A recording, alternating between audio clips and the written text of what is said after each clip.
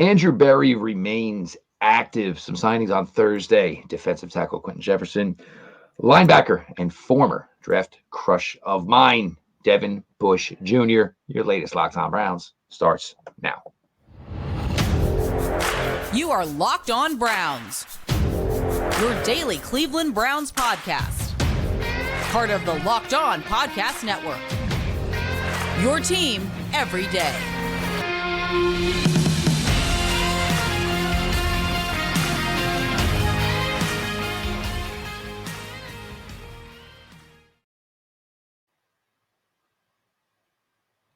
Welcome back, my friends, to the show that never ends, your daily delivery of all things Dog Pound, LGB, and the LOB, the Locked On Browns podcast, brought to you by the Locked On Podcast Network, your team every day. Your host, Jeff Lloyd. We are joined by the OBR, Speed Smith. I appreciate you all who make Locked On Browns your first listen every single day.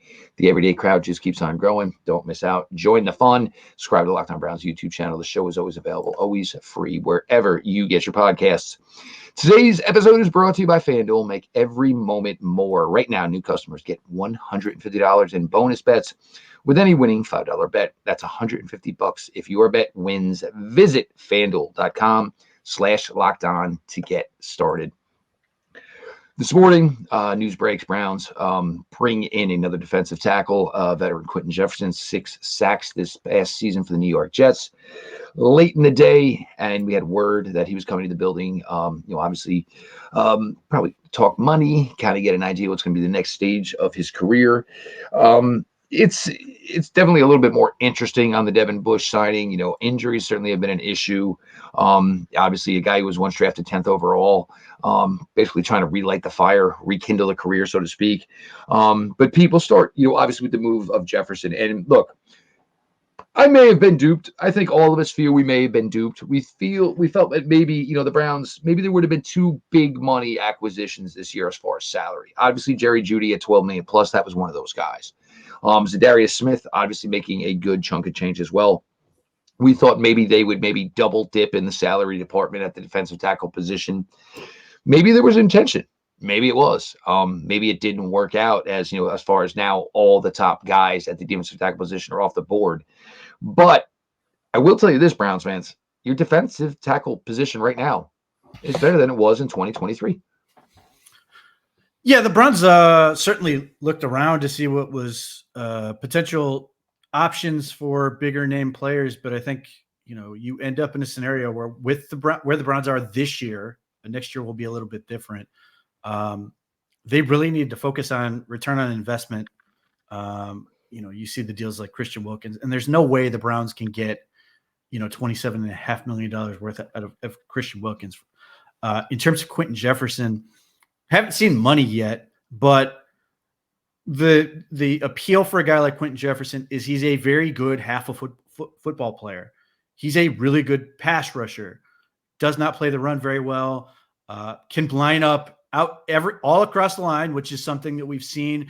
Zadarius Smith, Alex Wright, so hopefully Isaiah McGuire. But they've got a lot of guys who can line up basically anywhere on the line, and they can get after the passer. Now, I'm genuinely curious to see how Quinton Jefferson does in the Browns scheme. Certainly, the Browns have a lot of talent, but I do look at that Jets defense and Jeff Ulbrich, their defensive coordinator. I am curious to see how guys do after leaving that defense, because it was obviously very good for these guys, and Quinton Jefferson in particular, pass rush win rate and all that stuff.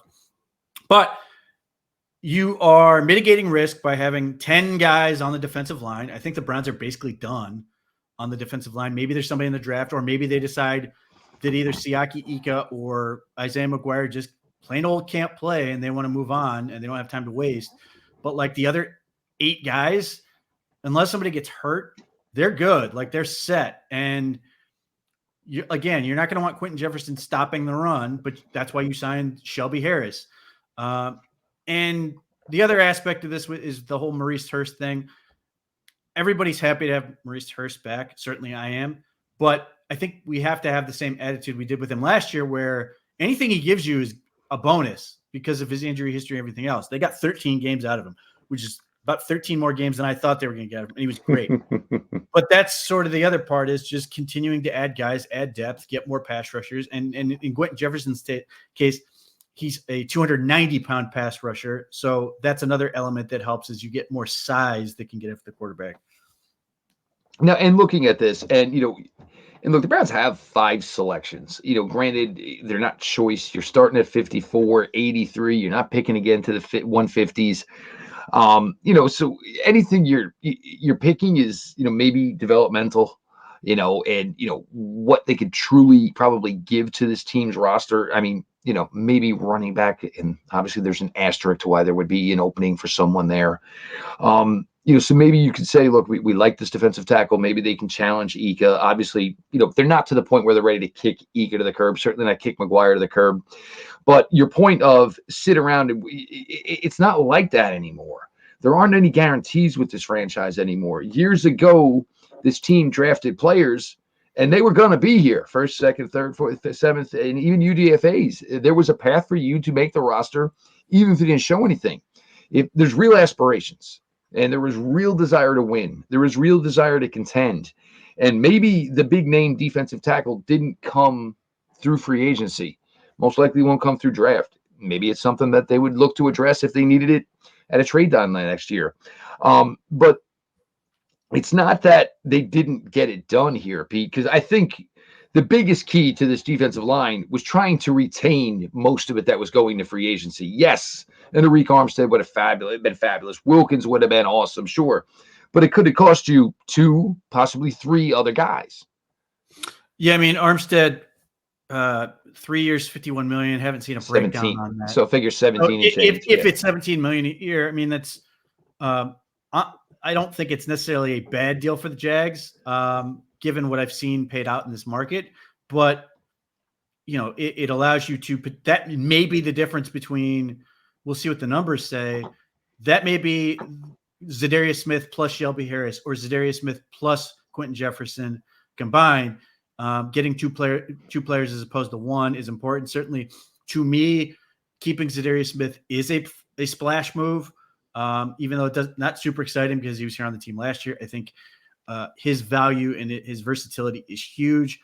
As I've talked about before, I'm sure I've talked about on here before.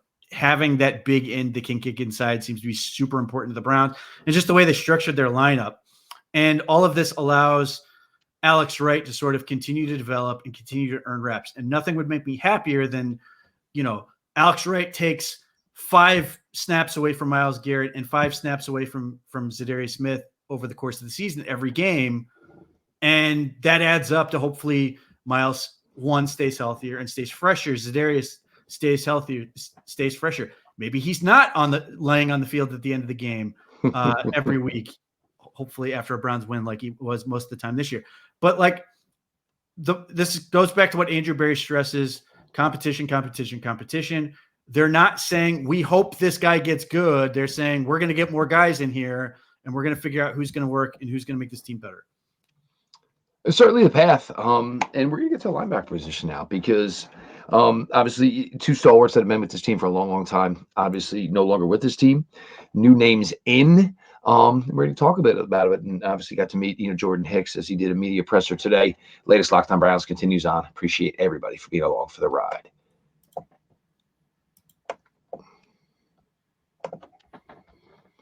Did you know that even if you have a 401k for retirement, you can still have an IRA? Robinhood is the only IRA that gives you a 3% boost on every dollar you contribute when you subscribe to Robinhood Gold.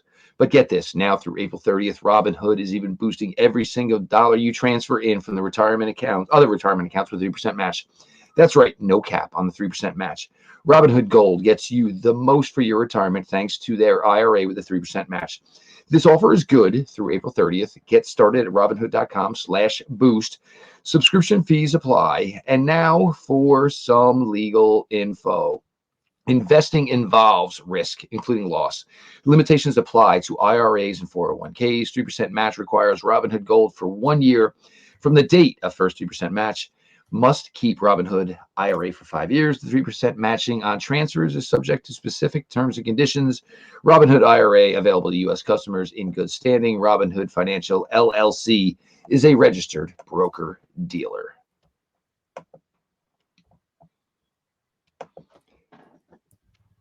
Continuing on, your latest Locked On Browns, your host, Jeff Lloyd. We are joined by the OBR's Pete Smith. Browns continue the activity. Obviously signing defensive tackle Jefferson today from the New York Jets, 6 sacks last season. I believe it's a combined almost 15 sacks over the last 3 years. So obviously somebody from the interior that can contribute as a pass rusher. Linebacker, a couple days ago, you bring in Jordan Hicks. You get this veteran to this room, a guy who's been a consistent player. He is a very well-spoken of player. Many trips, obviously, in the NFL, time with the Eagles, certainly time with the Vikings, time with the Cardinals, obviously has a relationship with Jim Schwartz. You get that type of guy in here. And, most likely going to go to the Sam, could be a Mike. You sign somebody today that could be a Mike. Devin Bush. Devin Bush's father was a Cleveland Brown in 2001 and 2002. Somebody that when I first started, I did a lot of Florida State stuff. So I, ended up connecting with a lot of, some of the former Florida State players that basically I watched as a kid. So, I got to talk to him, as his coaching career was going on in South Florida and as his son was making his way through the ranks and, obviously went to Michigan. Sorry, I'm sure there's going to be a lot of you that are upset that it's not Jerome Baker, that it is Devin Bush. I understand. I get how this works, guys.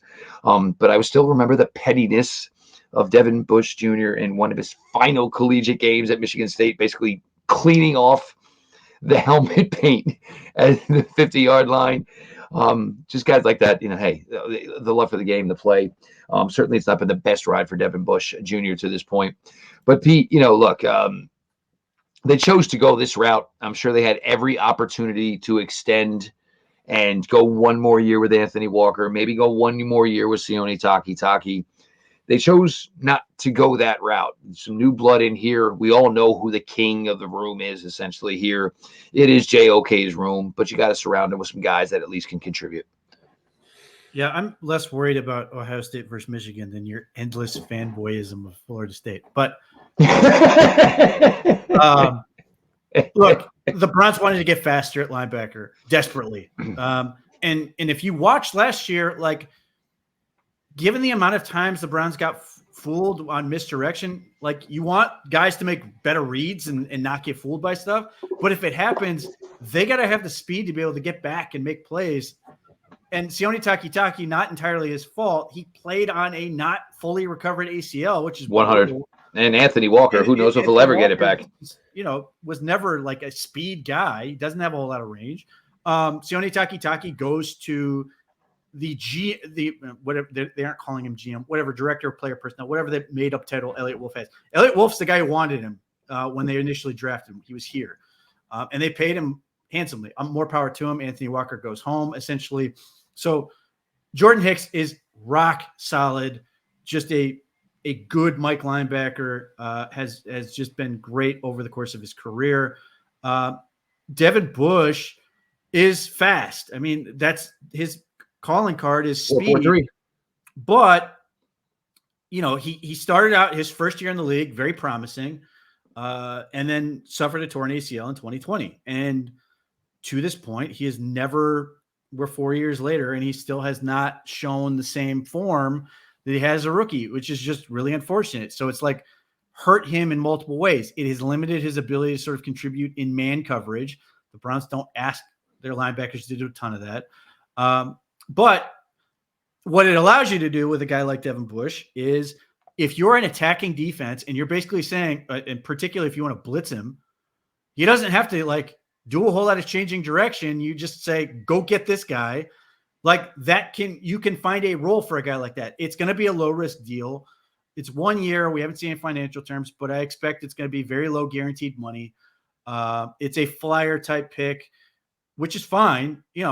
As depth, as a guy who can find a role. And if he makes one tackle behind the line of scrimmage against the Steelers, it will totally validate the whole move. Just make one play against the Steelers, which to my understanding, he very much wants to do. So, there is no question about that. He certainly had some lovely words for the Pittsburgh Steelers regime as he was headed out of town. So if he makes one splash play against the Steelers, everybody's going to be absolutely thrilled with the move, and that'll be it. And that's what it is. Like, we've seen the Browns do this with former first-round picks. We've seen them do this with second-round picks, guys who came into the league with a ton of talent.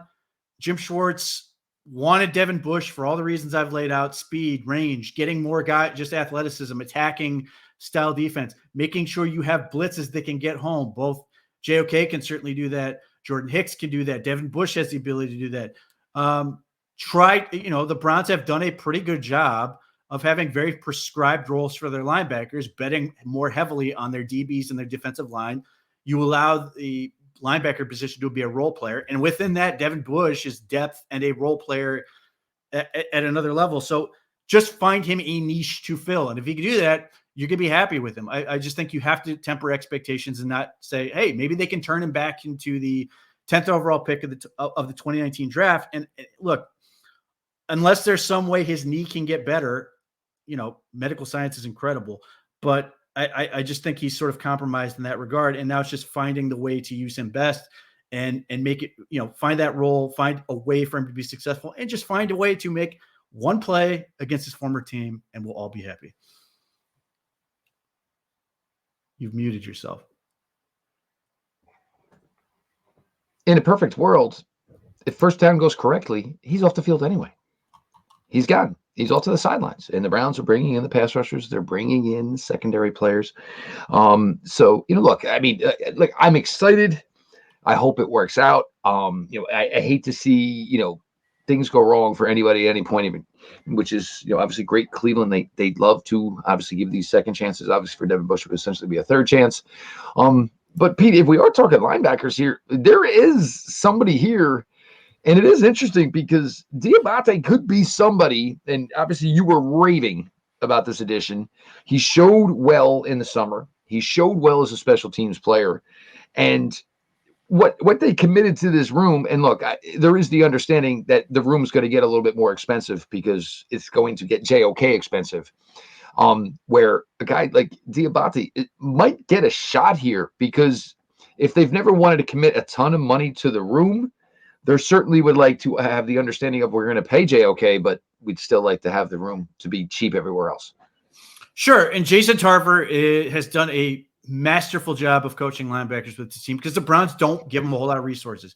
JOK is sort of the crown jewel of investment in that room. But there's your Cadillac. You better drive it for 20 years. Yeah, like with everything else, it's undrafted free agents. It's veterans who have, didn't catch on somewhere else. It's all these other guys, like you mentioned, Diabate, Tony Fields is still there, who won a football game for this team. They've got undrafted free agents from last year, like Charlie Thomas III, my guy, who another speedy guy who may not even be a linebacker. He may ultimately be sort of a slot weapon, but they've got that may be that Isaiah Simmons things I was looking for, but continue. Yes. And they've got to find special teams roles for guys. So nothing Devin Bush coming to Cleveland precludes them from drafting somebody, for example. Now, I still don't think they're going to go early rounds. Stranger things have happened. There are some guys that I like that if they're sitting there the third round, I'd be sorely tempted to take. Jeremiah Trotter Jr., for example. But overall, you're not going to get a ton of investment there. So just if you are Jason Tarver, you're sitting there, just give me bodies. I'll find a couple of them that work. We've seen him do it. So look, in that sense, I would say I like this move for Devin Bush. He's got a defensive coordinator who's pushing for him. He's got a linebackers coach who's had a lot of success with players like him. But so we'll see how it works. But I like the approach. Oh, there's no question about it. And look, linebacker position, speed, and look, you either blow it up or you got to chase it down. So they now, which they never had, was the ability to blow up running plays. That was never the case up until last year. So certainly, something to think about. And look, see if it works. It's worth an attempt. It's certainly, I'm almost mad at myself that I kept pushing this Isaiah Simmons narrative when there was the Devin Bush one right in front of my face. We're going to get to it here, though, because I do have a question for Pete and, for everybody here. And we're going to get to that. The latest Locked On Browns continues.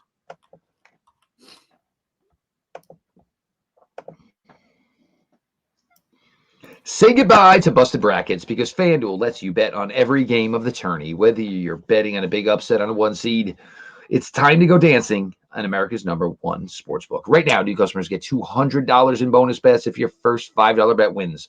That's $200 to use on point spreads, money lines. You can even pick who's going to win it all. Just visit FanDuel.com/lockedon and bet on college hoops until they cut down the nets.